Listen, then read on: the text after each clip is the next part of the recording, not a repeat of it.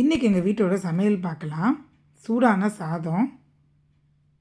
அப்புறம் இது மொச்சை, அப்புறம் கத்திரிக்காய்லாம் போட்டு குழம்பு, தேங்காய், ஜீரகம்லாம் அரைச்சி ஊற்றி குழம்பு ரொம்ப டேஸ்ட்டாக இருக்கும்.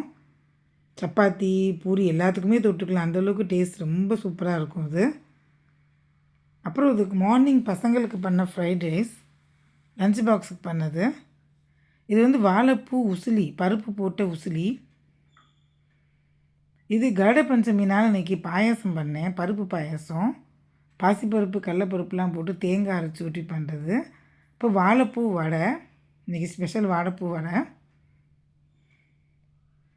எப்பயும் போல் கெட்டி தயிர், அதுக்கு தொட்டுக்க ஊறுகாய். இந்த வாழைப்பூ வடை நான் வீடியோ போட்டிருக்கேன், செக் பண்ணி பார்த்துக்குங்க. இதான் இன்றைக்கி எங்கள் வீட்டோட சமையல். சப்ஸ்கிரைப் பண்ணுங்கள், லைக் பண்ணுங்கள், ஷேர் பண்ணுங்கள் சேனலை. தேங்க்ஸ் ஃபார் வாட்சிங்.